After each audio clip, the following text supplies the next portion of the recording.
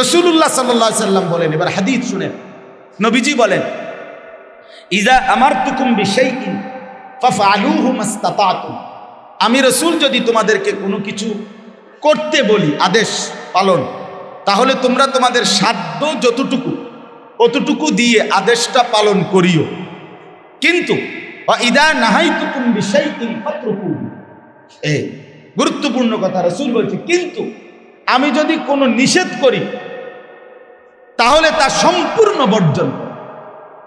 আদেশ সাধ্যমতো পালন করো, নিষেধ টোটালি বর্জন। কথা বুঝছেন? কিন্তু আপনি দান সাদাকা আপনি 50 টাকাই করেন, আরেকজন 5000 টাকাই করুন সাধ্য মতো, কিন্তু মিছা কথা একটাও করবেন, আমনেও না হেবড়াও। কথা বুঝছেন? সুদ 1 টাকাও খাবেন, আপনিও না হয়েও না। গুনাহ টোটাল বর্জন করো, আদেশ সাধ্য মতো পালন। এটাই হলো শরীয়তের বিধান, এটাই তাকওয়া, এটাই তাকওয়া। এটা সবচেয়ে জরুরি যে গুনাহ বর্জন। এজন্য রমজানের প্রাণ, রোজার মূল প্রাণ, রোজার রূহ গুনাহ বর্জন।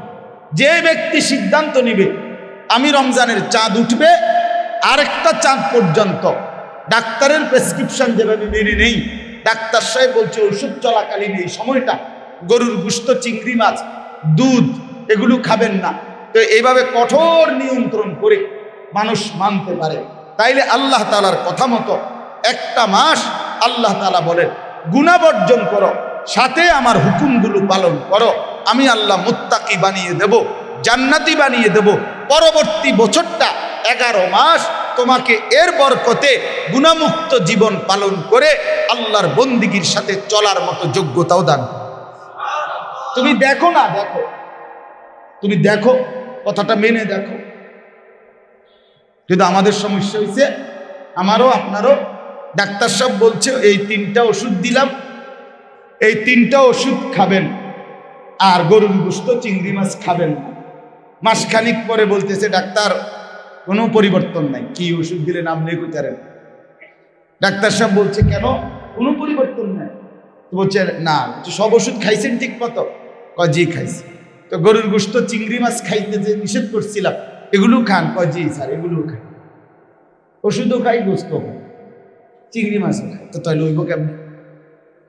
হবে কিভাবে?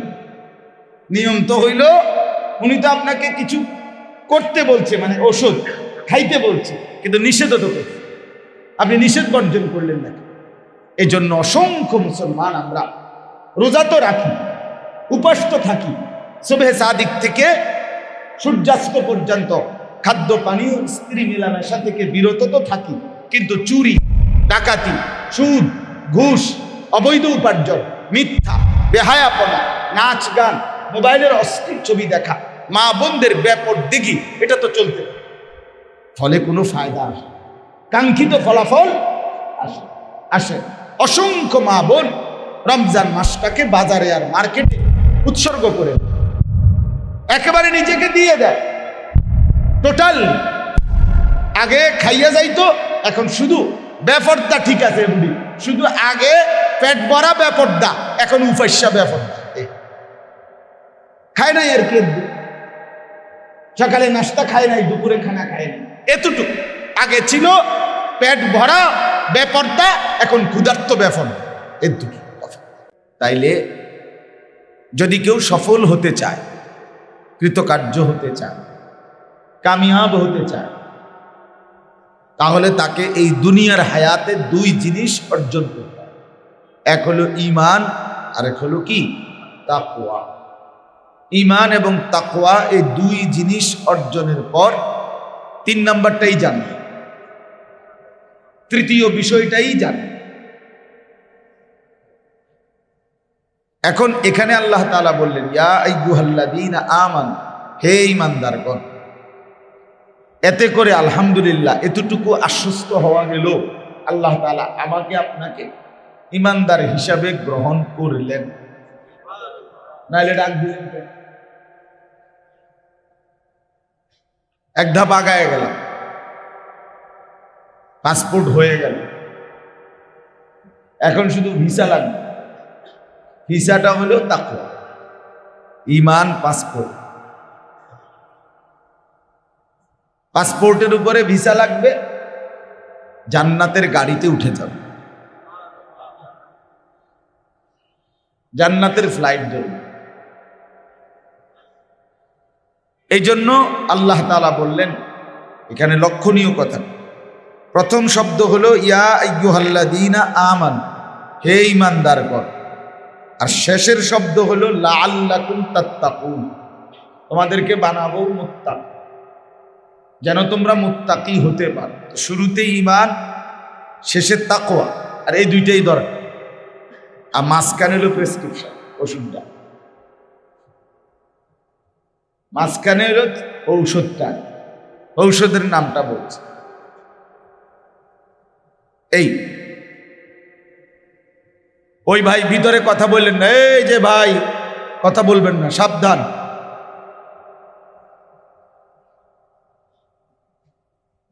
জওয়ান বুড়ো কেউ কথা বলা যাবে না, খামখেয়ালি করা যাবে না। মসজিদ খামখেয়ালির জায়গা না।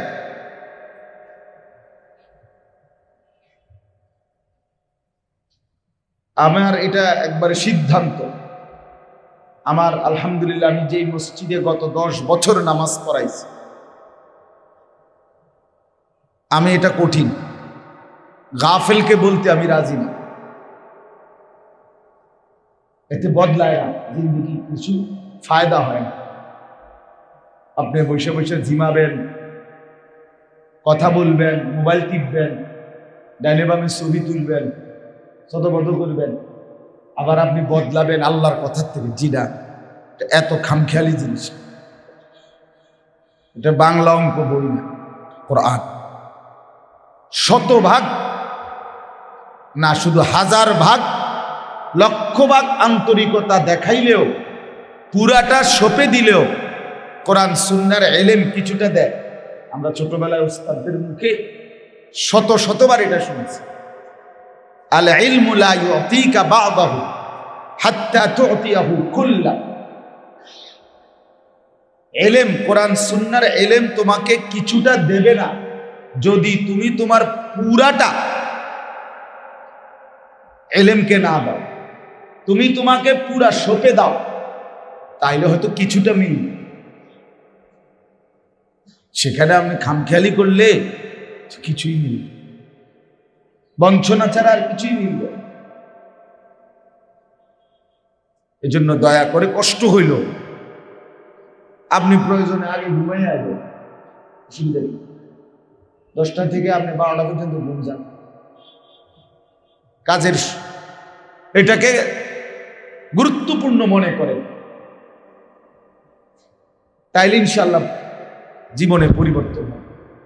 আল্লাহর কোরআন বদলানোর জন্য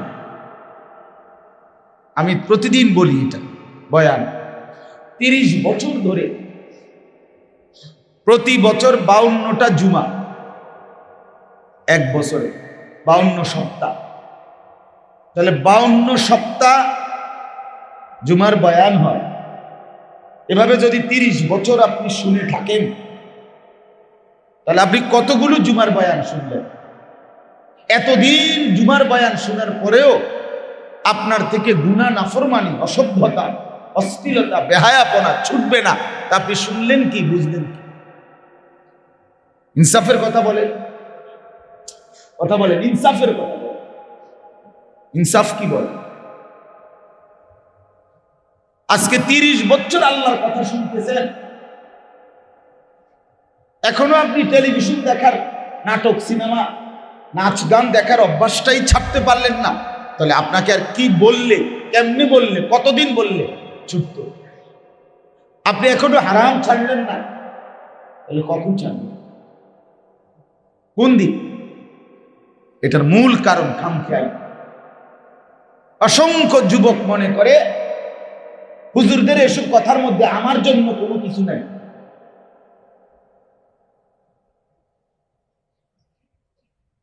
বুঝেন নাই কথাটা? মোল্লাদের এ সমস্ত কথার মধ্যে মোল্লারা জানেই কি, বলবেই কি? আর এই সমস্ত হুজুরদের কিতাব, এগুলোতে আছেই কি? এই জন্য মানসিকতাটা প্রথম থেকে ভিতরে এই, যেগুলো কোনো গুরুত্বপূর্ণ কিছু না, যার কারণে নসিব কোনোদিন আর বদলায় না, যেমন ছিল এমনই থেকে যায়। এই জন্য রাগ হয়ে না, শক্ত হইলেও এটাই সত্য। কোরআন জিন্দেগি বদলাবার জন্য আসছে। কোরআন হেদায়েত, কোরআন আলো, কোরআন পথ, কোরআন গন্তব্য, কোরআন মঞ্জিল, কোরআন রাস্তা, কোরআন পথের সন্ধান। কসম খোদা, পৃথিবীর আর কোনো বইতে পথের কোনো সন্ধান নেই। বিষয়ভিত্তিক পড়া আছে, কিন্তু পথ যেটা রেখে গন্তব্য, এটা শুধু কোরআনে। কোরআনই একমাত্র হেদায়েত। বাংলা বইয়ে হেদায়েত নাই, অঙ্ক বইয়ে হেদায়েত নাই, ইংরেজি বইয়ে হেদায়েত নাই, পদার্থ বিজ্ঞান, রসায়ন বিজ্ঞান, জীববিজ্ঞান বইয়ে হেদায়েত নাই। মানে পথ নাই, মঞ্জিল নাই, গন্তব্যের ঠিকানা নাই, জিন্দেগির শেষ মঞ্জিল জানা নাই। হ্যাঁ, বিষয়ভিত্তিক পড়া আছে, অর্থাৎ যে বিষয়ের উপরে লিখছে ওই বিষয়ের নির্দিষ্ট কোনো পড়াশোনা আছে, আছে ভালো কথা, কিন্তু পথ একমাত্র আল্লাহর কোরআন, আলো শুধুই কোরআন। কসম খোদা, কোরআন পড়তে পারেন না আপনি, দেখে দেখেও কোরআন থেকে কোনো জ্ঞান অর্জন করলেন না, আপনি পথও পান নাই, আলোও পান না, অন্য কোনোখানে নাই। আপনি যদি তর্ক করতে চান, আমি রাজি তর্ক করতে, আমি আমাদের পরে বই ওই রুম, ও শুধু মাথা নোয়াইয়া নামবেন যাতে বাড়ি রাখা, ঠিক না? দূরে ওটা এই দূরে শুধু আই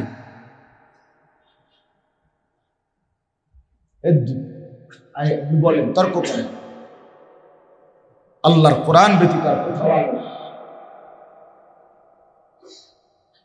হ্যাঁ, রাসূলুল্লাহ সাল্লাল্লাহু আলাইহি ওয়াসাল্লামের হাদিস, এ তো কোরআনেরই ব্যাখ্যা, এ তো কোরআনের সাথে সম্পৃক্ত। কোরআন বললে এর সাথে সুন্নাহ সম্পৃক্তই আছে, এজন্য ওইটাকে খাটো করা না, ওইটাও পড়া, জেনারেল পড়াগুলো পড়া, এটা কোনো খাটো করছি না, এটা বুঝাইতে চাচ্ছি, এটা সমকক্ষ, কাছাকাছি। এটা একটা চ্যাপ্টার না যে 6টা বিষয়, বাংলা একটা, অঙ্ক একটা, ইংরেজি একটা, সমাজবিজ্ঞান একটা, ভূগোল একটা, ধরন কোরআন শরীফ একটা, এই 6টা বিষয় না, না, এটা কোনো 6টা বিষয়ের একটা বিষয়, এটা এর সাথে কোনো সমকক্ষতার প্রশ্নই আসে। এটা শুধুই কোরআন, এটা হেদায়েত, এটা পথ। যালিকা হুদাল্লাহ ইয়াহদি বিহি মান ইয়াশা। আল্লাহ তাআলা বলেন এটা আল্লাহর হেদায়েত, এর দ্বারাই আল্লাহ তাআলা যাকে ইচ্ছে করেন তাকে হেদায়েত দিয়ে। এজন্য কারো কাছে আপনি যত শুদ্ধ কথাই বলেন, কোরআন মানে না, কোরআন মতে চলে না, সে ভদ্র না। সে শুদ্ধ শব্দ বলতে পারে, ইংরেজিও বলতে পারে, সভ্য ভদ্র, এটা অন্য কারো কাছ থেকে নিলে হবে না। যেহেতু আমরা মুসলমান, আমাদের ভদ্রতা, আমাদের আখলাক, আমাদের জিন্দেগি শুধুই কোরআন সুন্নাহ। এটা গায়ের জোরের কথা না, বলে আপনারা পড়ছেন দেখতে আমি কইতে আছেন, না না, আমি যদি নাও পড়তাম তো এটাই কথা ছিল। গোটা পৃথিবী মানলো এটাই কথা, গোটা পৃথিবী না মানলো এটাই। ইসলামবিহীন, কোরআনবিহীন, সুন্নাহবিহীন, রাসূলুল্লাহর সুন্নাহ ব্যতীত আর কোথাও কোনো সৌন্দর্য নাই, সৌন্দর্য নাই।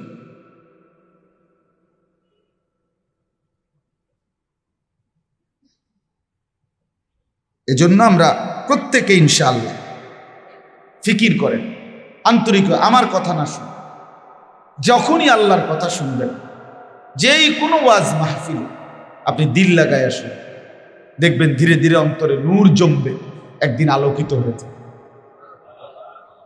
ঠিক কোন দিন বদলাবেন, ঠিক কোন দিন জিন্দিগি বদলে যাবে আপনিও জানেন না, আমিও জানি। হতে পারে কোন এক ছোট্ট হুজুর তার এক কথায় হয়তো আপনার জিন্দিগি বদলে।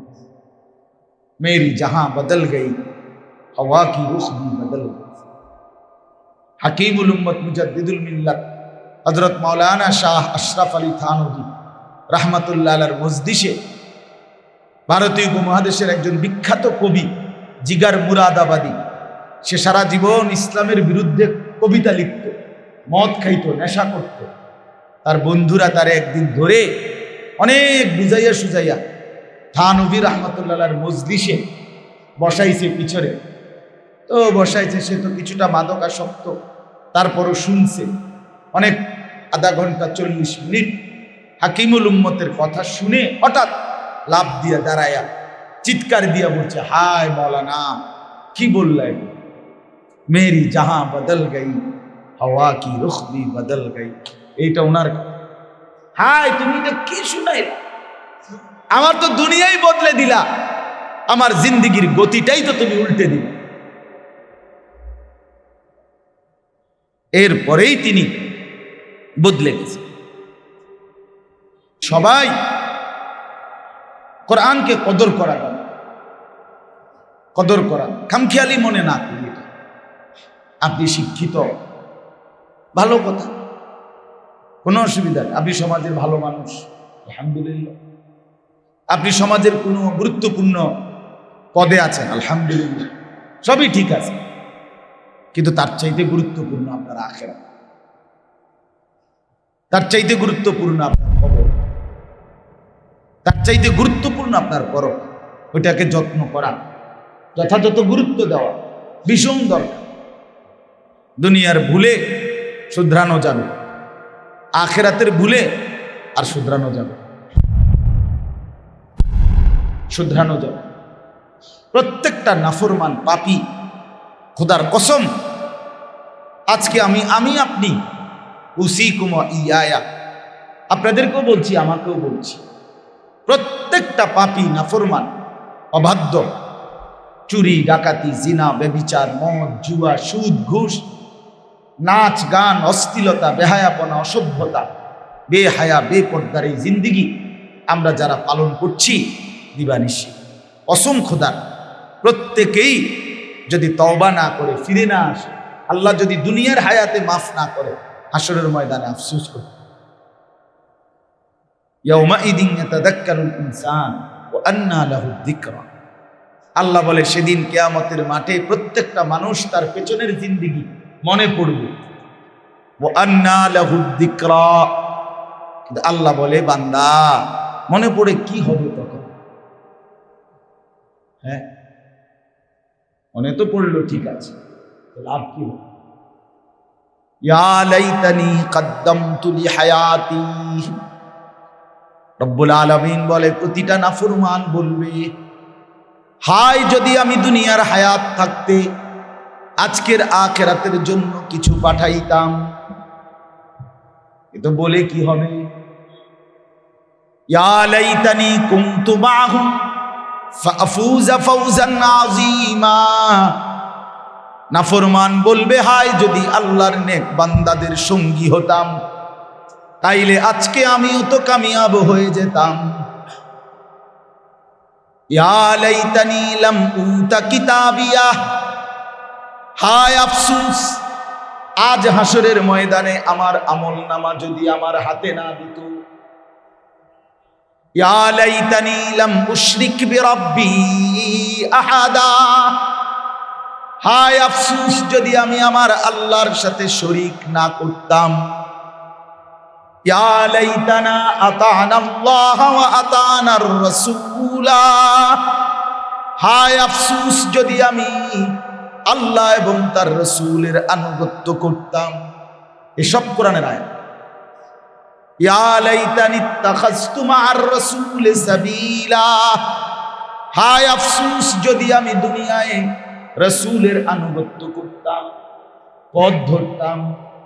ইয়া লাইতানি লাম আত্তাখিজ ফুলানান খলিলা। আয় আফসোস যদি অসৎ দুষ্ট মন্দ লোককে বন্ধু না বানাইতাম, যে আমাকে কোনোদিন নামাজ কথা বলে নাই, যে আমাকে কোনোদিন আল্লাহর কথা বলে নাই, বিকাল 3টা থেকে রাত্র 11টা পর্যন্ত 8 ঘন্টা আড্ডা দিলাম, আসর মাগরিব এশা 3 ওয়াক্ত নামাজের সময় চলে গেছে, কিন্তু বন্ধু নামের ওই শয়তান একটাবার বলে নাই যে নামাজ পড়বি না। তুই কিসের বন্ধু বেটা? তুই শয়তান বেটা, ইবলিস বেটা, তুই কিসের বন্ধু বেটা? বন্ধু তো তাকে বলে যে কল্যাণ কামনা করে। বন্ধু কেমনে মদের আড্ডায় নেয়, বন্ধু কেমনে জুয়ার আড্ডায় নেয়, বন্ধু কেমনে নারীর আড্ডায় পালে, বন্ধু কেমনে মোবাইলে উলঙ্গ ছবি দেখায়, বন্ধু কেমনে কিশোর গ্যাং হয়, বন্ধু কেমনে সন্ত্রাসী হয়, বন্ধু কেমনে চাঁদাবাজি শিখায়, বন্ধু কেমনে দুর্নীতি শিখায়। এ তো বন্ধু না, এ শয়তান, ইবলিস, শয়তান। বন্ধু তো দরদি হয়। সাইয়্যিদুনা আবু বকর সিদ্দিক রাসূলুল্লাহ সাল্লাল্লাহু আলাইহি সাল্লামের বন্ধু ছিলেন। সে বন্ধু কি কোনোদিন এক বন্ধু আরেক বন্ধুকে অকল্যাণ কামনা করছে? তো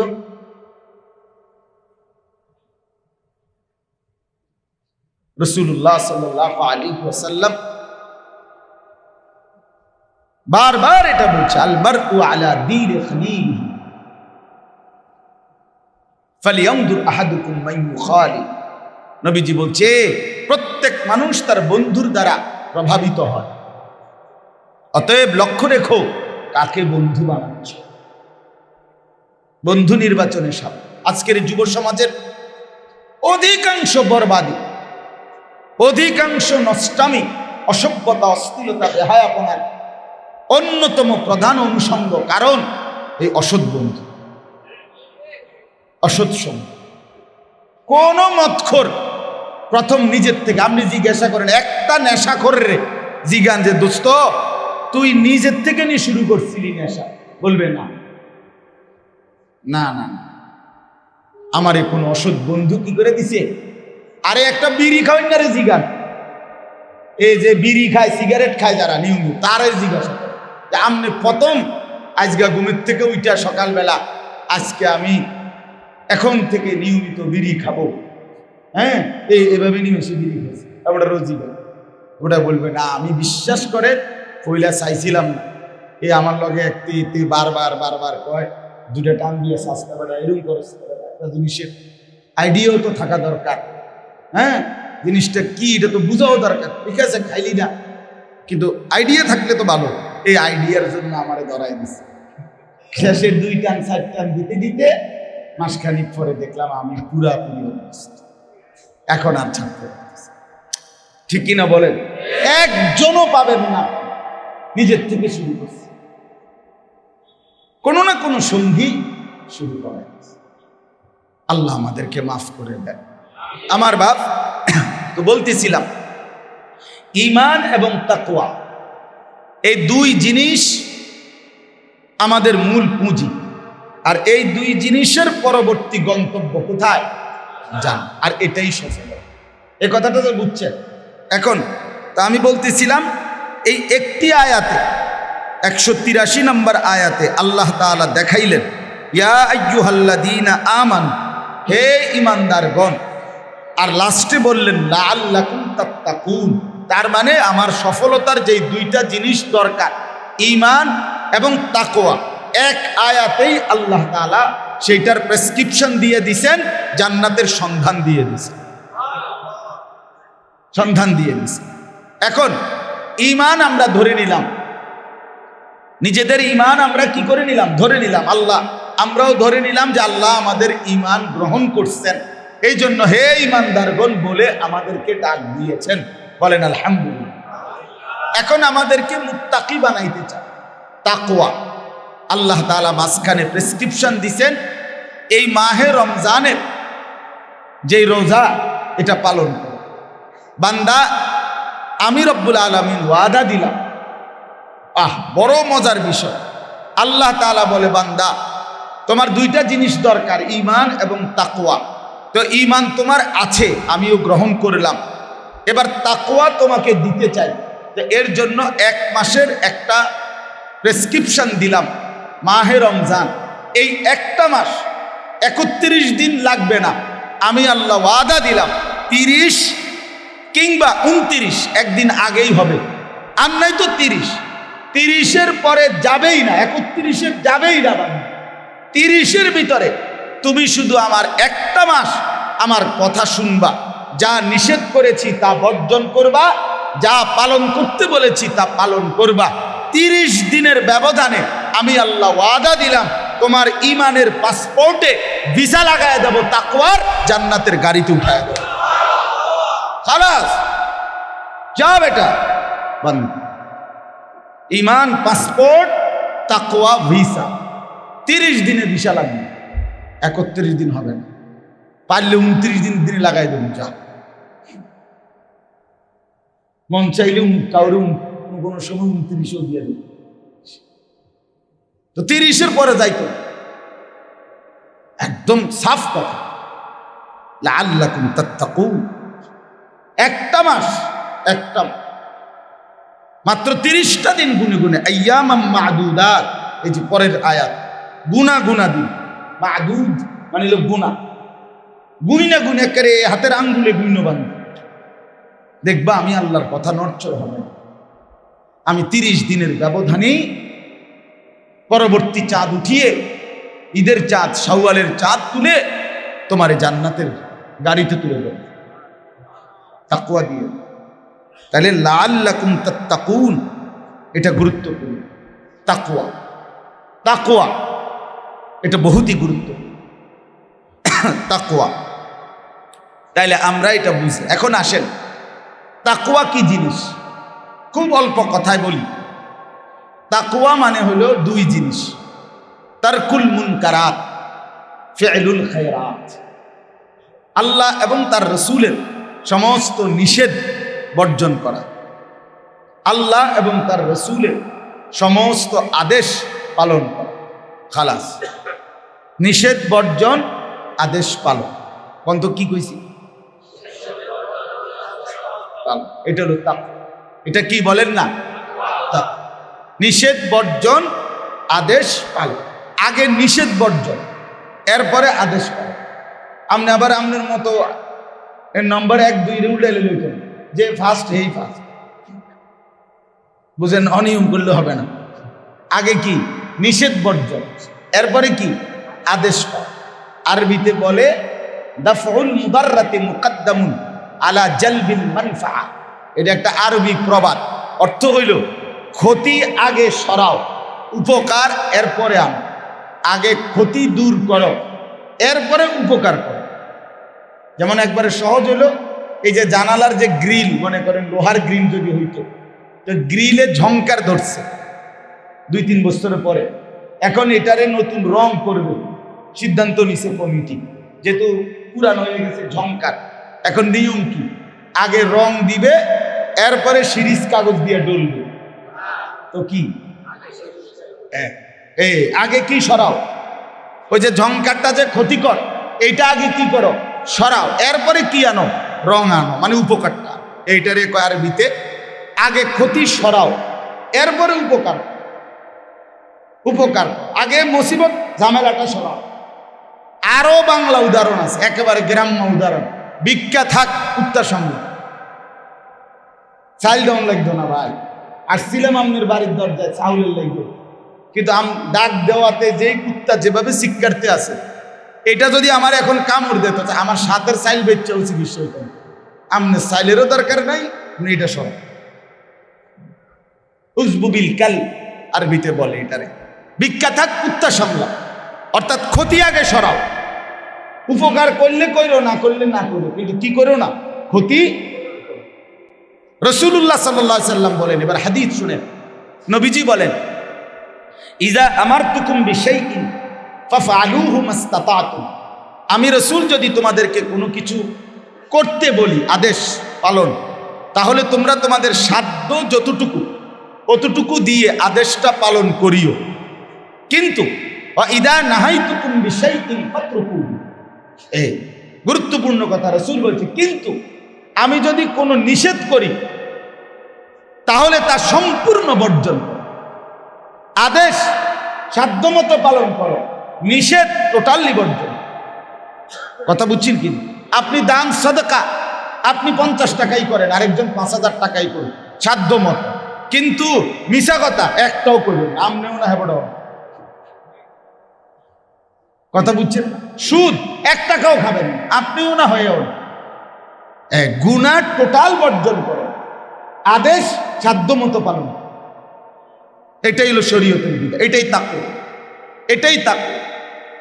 এটা সবচেয়ে জরুরি যে গুনাহ বর্জন। গুনাহ, এজন্য রমজানের প্রাণ, রোজার মূল প্রাণ, রোজার রূহ গুনাহ বর্জন। গুনাহ বর্জন। যে ব্যক্তি সিদ্ধান্ত নিবে আমি রমজানের চাঁদ উঠবে আরেকটা চাঁদ পর্যন্ত ডাক্তারের প্রেসক্রিপশন যেভাবে মেনে নেই, ডাক্তার সাহেব বলছে ওষুধ চলাকালীন এই সময়টা গরুর গোশত, চিংড়ি মাছ, দুধ এগুলো খাবেন না, তো এইভাবে কঠোর নিয়ন্ত্রণ করে মানুষ মানতে পারে, তাইলে আল্লাহ তাআলার কথা মতো একটা মাস আল্লাহ তাআলা বলেন গুনাহ বর্জন করো, সাথে আমার হুকুমগুলো পালন করো, আমি আল্লাহ মুত্তাকি বানিয়ে দেব, জান্নাতি বানিয়ে দেব।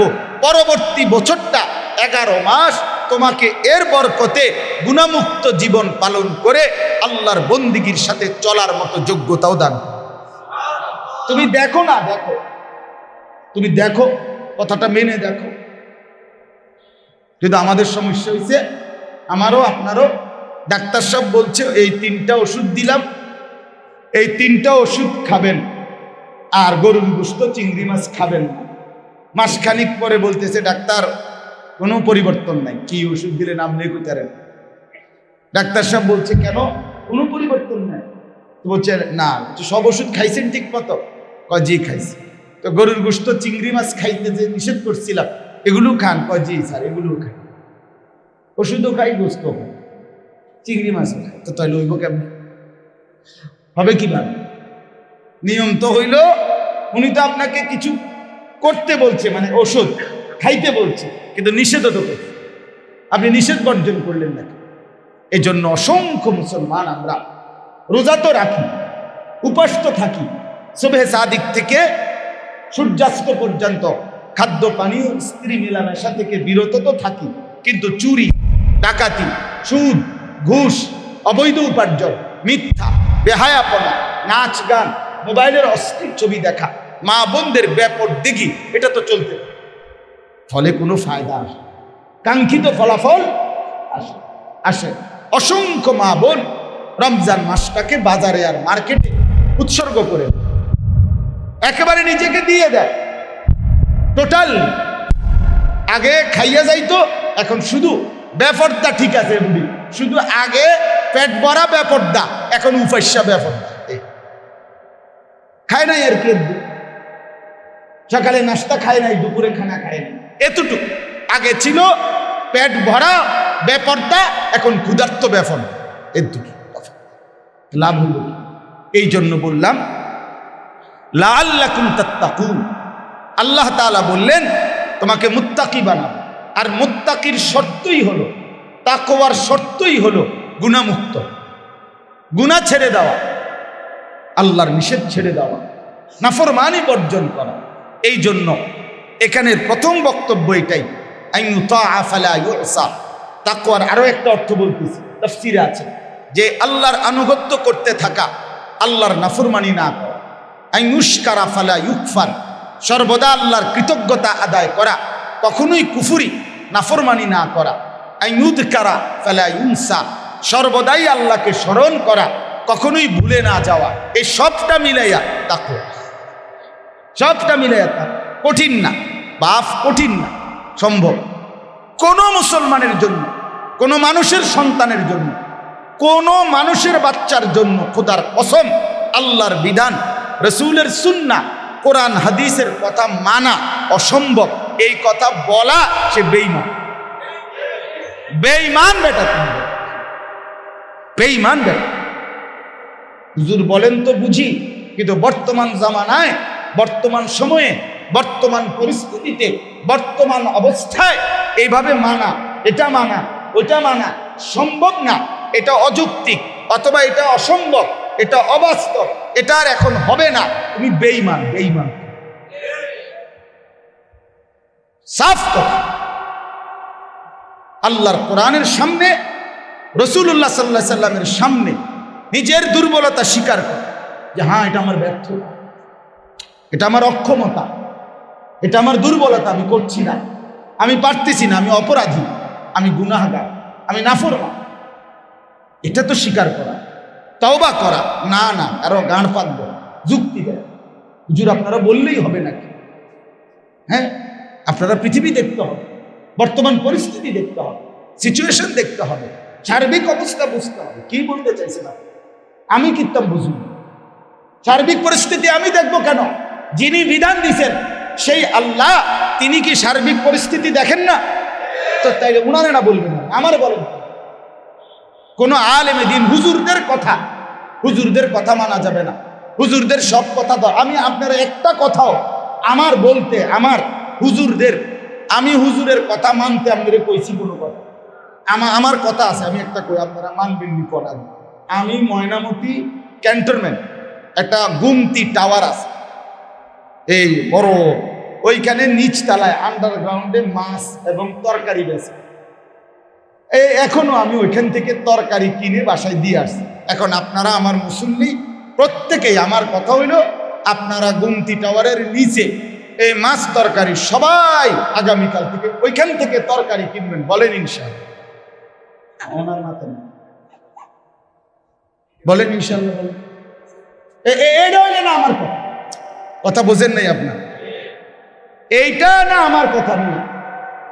তো এইটা আপনারা মানতে কইছি, আপনি আমার পাগল ঠাউরাইবেন না, বলবেন না বেউকুব নিয়ে আপনি হুজুর আমরা কিতাম যাবো গুণ, আমরা সান্দিনে বুঝি তরকারির অভাব করছি। কথা বলেন। এইটা যদি বলতাম যে আমি আমার ব্যক্তিগত কথা, তাইলে না আপনি বলতেন না হুজুরদের কথা শোনা যাবে না। তো আমি বলছি না তো আপনাকে তো বলছি আল্লাহর, আপনাকে তো বলছি আপনার কোরআনের, আপনার মালিকের কথা। রব্বি ওয়া রব্বুকুম কোরআনে আছে। ঈসা আলাইহিস সালাম বলছে, হে আমার জাতি, আরে আমি যে আল্লাহর কথা বলছি রে, এ তো তোমাদেরও রব, আমারও রব। এ তো শুধু আমার রব, এ তো শুধু আমার মালিক, এ তো তোমাদেরও রব, এ তো তোমারও পালনেওয়ালা। তুমি কেন অ্যাভয়েড করছো তাকে? কেন অবজ্ঞা করছো? আমার বাপ। এজন্য তাকওয়ার অর্থ হইল গুনাহমুক্ত। রমজানের দাবি এটা, গুনাহমুক্ত। মাহে রমজানকে টার্গেট করে সিদ্ধান্ত নেন গুনাহমুক্ত জীবন। বলেন ইনশাআল্লাহ? হিম্মত করলে পারবেন না এমন কোনো হইতেই পারে। মুমিনের জন্য আল্লাহ তাআলা কোন বিধান, আল্লাহ জুলুম করে না। ইন্নাল্লাহা লা ইয়াযলিমু মিসকালা যাররা, কোরআনে আল্লাহ বলছে নিশ্চয়ই আল্লাহ জুলুম করে না। একটি বিষয় আল্লাহ তাআলা কঠিন, লা ইউকাল্লিফুল্লাহু নাফসান ইল্লা উসআহা, সাধ্যের অতিরিক্ত কিছুই আল্লাহ চাপান না। এজন্য দয়া করে তাকওয়া, আল্লাহকে ভয় করে মাহে রমজানকে গুরুত্ব দিতে হবে। আর একটা কথা শেষ, সেটা হলো এটার আরেকটা গুরুত্বপূর্ণ অর্থ হলো পূর্ববর্তী যত জাতি, সংক্ষেপে বুঝে আদম আলাইহিস সালাম থেকে ঈসা নবী পর্যন্ত যত নবী এবং রাসূল গিয়েছে, আল্লাহ তাআলা প্রত্যেক নবীর উম্মতকেই রোজার বিধান দিয়েছে।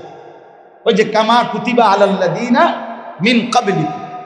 এখানে আল্লাহ একটা কথা বলতে চাইছে যে আমি ইতিপূর্বে যত জাতিকে রোজা দিছি, রোজার বিধান, কেউ আমি ঠিক যখন থেকে যেই পর্যন্ত যেইভাবে যতটা যেমনে নিয়ম কানুন করে দিছি, পূর্ববর্তী তাফসিরে লম্বা কথা আছে, কোন জাতি ইতিপূর্বে আল্লাহর এই বিধান রোজাটাকে সঠিকভাবে আল্লাহর নির্দেশনা মতে ঠিক রাখে নাই, বরং সময়ের ব্যবধানে 10 বছর, 20 বছর, 50 বছরের ব্যবধানে প্রত্যেকেই এটারে কেউ বাড়াইয়া লাইছে, কেউ কমাইয়া ফেলছে, বিভিন্ন রকমের সদবদল কইয়া এলোমেলো করে ফেলছে। তাফসীর আছে। আপনার রমজান মাস আসছে, রোজা রাখতে বলছে, হেরা বলতেছে এইবার যেই গরম সম্ভব না, আচ্ছা 1 মাস রাখুন লইই তো কথা, এটা শীতকালে রাখ বসেন 10 জনে মেল করে একটা সিদ্ধান্ত দেন, তো সিদ্ধান্তের কোন নভেম্বর তো ঠিক আছে রোজা না রাখুন। আল্লাহ বললো কি রে কসবাটা বুঝি রোজা রাখুন, আমার কথা মতো হইতে বলুন। এই মানে মন মতো এটারে এদিক সেদিক করে দিচ্ছে। ওই এক বাদশা আপনার অসুস্থ হয়েছে, তো জনগণ নিয়ত করছে আল্লাহ যদি বাদশারে ভালো করে দেয় তা আমরা রমজানের রোজা 30টার লগে আর 10টা বাড়ায় রাখবো। বাদশাও ভালো হয়েছে, হেরা 40টা বানায়। পরের বাদশা আবার রোগ হয়েছে আরেকজন, ওনার জন্য তারা মান্নত করছে। তাফসিরে রুহুল মা আরবি তাফসিরে আছে, এটা খামখেয়ালি বলতেছে। তারা মান্নত করে আরো 7টা রোজা বাড়াইছে, বাড়ায় 47টা রোজা। বাদশা ভালো হয়েছে। এরপরের বাদশা আইসা, তৃতীয় এক বাদশা আইসা বলতেছে আমি কোন দিন অসুস্থ হই না হই, কম যায় না, না হইলে তো আমি নিজের থেকে কি দিলাম, আমারও তো একটা প্রেস্টিজ আছে। আগের 2 সরকার কেউ 10টা কেউ 7টা বাড়াই দিল, যাও আমি আর 3টা দিয়া 50টা ফুরাই দিল। বাহ, জনগণ এর কান্দে উঠে গেল 50টা রোজা। কিছুদিন পরে জনগণ কয় না এতটি রোজা রাখা সম্ভব না, ছাড়তে ছাড়তে কমাইতে কমাইতে এক সময় রোজার টোটাল হুকুম বাদ দিয়ে ফাতারাকা কুল্লা, সব বাদ। এটা লাইক দিয়ে রোজা। আনিসুর রহমান, আশরাফি ওয়াজ, আখেরাতের ফেরিওয়ালা।